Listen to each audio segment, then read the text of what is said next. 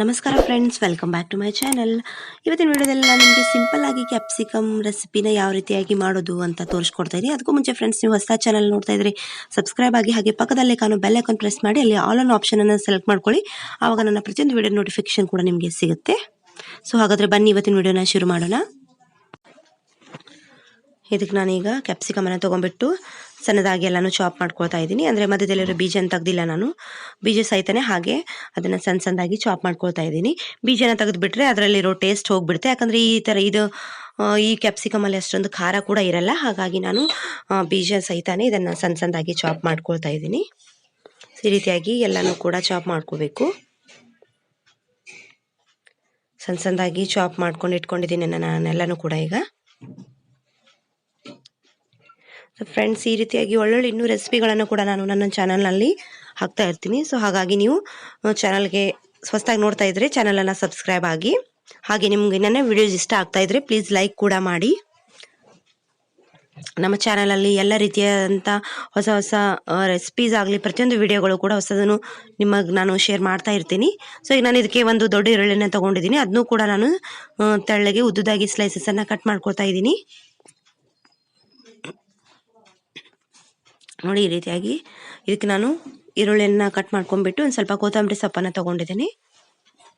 ಅದನ್ನು ಕೂಡ ನಾನು ಸಣ್ಣದಾಗಿ ಚಾಪ್ ಮಾಡ್ಕೊಂಡಿದ್ದೀನಿ. ಈಗ ಅದಕ್ಕೆ ಒಂದು ಸ್ವಲ್ಪ ಕರಿಬೇವನ್ನು ತೊಗೊಂಡಿದ್ದೀನಿ. ಈಗ ನಾವು ಇದಕ್ಕೆ ಒಗ್ಗರಣೆನ ಮಾಡ್ಕೊಂಡ್ಬಿಡೋಣ.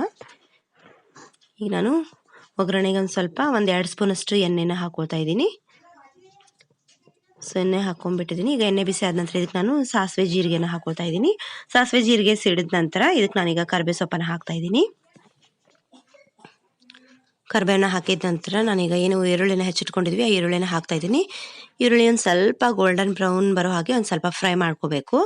ಅದಕ್ಕೆ ಇದಕ್ಕೆ ಈರುಳ್ಳಿ ದಪ್ಪನ ಹೆಚ್ಚಬಾರ್ದು, ಒಂದು ಸ್ವಲ್ಪ ಮೀಡಿಯಮ್ ಆಗಿ ಸ್ಲೈಸನ್ನು ಹೆಚ್ಕೋಬೇಕು. ಒಂದು ಸ್ವಲ್ಪನೇ ಇದು ಗೋಲ್ಡನ್ ಬ್ರೌನ್ ಥರ ಕಲರ್ ಬರೋ ಥರ ಫ್ರೈ ಮಾಡ್ಕೊಂಡ್ಬಿಟ್ಟು ಇದಕ್ಕೆ ನಾವೇನು ಕ್ಯಾಪ್ಸಿಕಮನ್ನು ಹೆಚ್ಚಿಟ್ಕೊಂಡಿದ್ವಿ, ಸೊ ಎಲ್ಲನೂ ಕ್ಯಾಪ್ಸಿಕಮನ್ನು ಹಾಕ್ತಾ ಇದ್ದೀನಿ ನಾನೀಗ. ಇದನ್ನು ಕೂಡ ಈರುಳ್ಳಿಯಲ್ಲಿ ಆಯಿಲನ್ನು ಹಾಕಿ ಒಂದು ಸ್ವಲ್ಪ ಫ್ರೈ ಮಾಡಿಟ್ಕೋಬೇಕು. ಇದು ಕೂಡ ಒಂದು ಸ್ವಲ್ಪ ಟೇಸ್ಟಿ ಆದಂಥ ಡಿಫ್ರೆಂಟ್ ಆಗಿರೋವಂಥ ರೆಸಿಪಿನೇ, ಸಿಂಪಲ್ ಆಗಿನೇ, ಬಟ್ ಒಂಥರ ಈ ರೀತಿಯಾಗಿ ಎಣ್ಣೆಯಲ್ಲಿ ಫ್ರೈ ಮಾಡಿಕೊಂಡು ಮಾಡೋದ್ರಿಂದ ಇದೊಂದು ಸ್ವಲ್ಪ ಟೇಸ್ಟ್ ಥರ ಡಿಫ್ರೆಂಟ್ ಆಗಿರುತ್ತೆ. ಇದು ಚಪಾತಿ ಜೊತೆಗೆ ಎಲ್ಲ ತಿನ್ನೋದಕ್ಕೆ ತುಂಬಾ ಚೆನ್ನಾಗಿರುತ್ತೆ. ನೋಡಿ, ಈಗ ನಾನು ಇದನ್ನು ಹಾಕೊಂಡ್ಬಿಟ್ಟು ಒಂದು 10 ನಿಮಿಷ ಇದನ್ನು ಇದೇ ಥರ ಆಯಿಲಲ್ಲೇ ಫ್ರೈ ಮಾಡ್ತಾ ಇದ್ದೀನಿ. ಸೊ ಇದಾದ ನಂತರ ಇದಕ್ಕೆ ನಾನು ಸ್ವಲ್ಪ ಅರಿಶಿನ ಪೌಡ್ರನ್ನ ಹಾಕೋತಾ ಇದ್ದೀನಿ. ಅರಿಶಿನ ಪೌಡ್ರನ್ನ ಹಾಕೊಂಡ್ಬಿಟ್ಟು ಇದನ್ನು ಸ್ವಲ್ಪ ಫ್ರೈ ಮಾಡ್ತಾ ಇದ್ದೀನಿ. ನೀವು ಇದಕ್ಕೆ ಬೇಕಿದ್ರೆ ಹಸಿಮೆಣಸಿನ್ಕಾಯಿ ಹಾಕ್ಬೋದು, ಅಂದರೆ ಹಸಿ ಖಾರನೂ ಕೂಡ ಹಾಕ್ಬೋದು. ಇಲ್ಲಾಂದರೆ ನೀವು ಅಚ್ಚ ಖಾರದ ಪುಡಿ ಆದ್ರೂ ಕೂಡ ಹಾಕ್ಬೋದು, ಯಾವುದು ಕೂಡ ಚೆನ್ನಾಗಿರುತ್ತೆ. ಈಗ ನಾನು ಇದಕ್ಕೆ ಖಾರದ ಪುಡಿನ ಹಾಕ್ತಾ ಇದ್ದೀನಿ. ಖಾರ ನೀವು ನೋಡ್ಕೊಂಡ್ಬಿಟ್ಟು ಹಾಕ್ಬೋದು, ಯಾಕಂದರೆ ಈ ಮೆಣಸಿನ್ಕಾಯಲ್ಲಿ ಅಷ್ಟೊಂದು ಇದು ದಪ್ಪ ಮೆಣಸಿನ್ಕಾಯಲ್ಲಿ ಅಷ್ಟು ಖಾರ ಇರಲ್ಲ. ಹಾಗಾಗಿ ನೋಡ್ಕೊಂಡ್ಬಿಟ್ಟು ನೀವು ಖಾರನ ಹಾಕ್ಬೋದು. ಇದಕ್ಕೆ ಹಸಿಮೆಣಸಿನ್ಕಾಯಿ ಹಾಕೋರಿದ್ರೆ ಇಷ್ಟಪಡೋರಾದರೆ ನೀವು ಅದನ್ನು ಕೂಡ ಇದಕ್ಕೆ ನೀವು ಹಾಕ್ಬೋದು. ನಾನು ಇದಕ್ಕೆ ಖಾರದ ಪೌಡ್ರನ್ನೇ ಹಾಕ್ತಾ ಇದ್ದೀನಿ. ಒಂದು 2 ಸ್ಪೂನಷ್ಟು ಹಾಕ್ತಾ ಇದ್ದೀನಿ. ಈಗ ಒಂದು ಸ್ವಲ್ಪ ಗರಂ ಮಸಾಲೆ ಕೂಡ ಆ್ಯಡ್ ಮಾಡ್ತಿದ್ದೀನಿ. ಇದು ಕೂಡ ಅಂದರೆ ಟೇಸ್ಟ್ ಒಂದು ಸ್ವಲ್ಪ ಚೆನ್ನಾಗಿರುತ್ತೆ. ಈ ರೆಸಿಪಿ ಇದು ಸಿಂಪಲ್ ಆಗಿದ್ರು ಈ ರೀತಿ ಮಾಡೋದ್ರಿಂದ ಇದೊಂದು ಸ್ವಲ್ಪ ರೆಸ್ಟೋರೆಂಟ್ ಸ್ಟೈಲಲ್ಲಿ ಟೇಸ್ಟ್ ಕೊಡೋ ಥರ ಬರುತ್ತೆ. ಇದಕ್ಕೆ ನಾನು ಒಂದು ಸ್ವಲ್ಪ ತೊಗರಿ ಬೇಳೆನ ನೆನೆಸಿಟ್ಕೊಂಡಿದ್ದೆ, ಅದನ್ನು ಬೇಳೆನೂ ಕೂಡ ಆ್ಯಡ್ ಮಾಡ್ತಾ ಇದ್ದೀನಿ.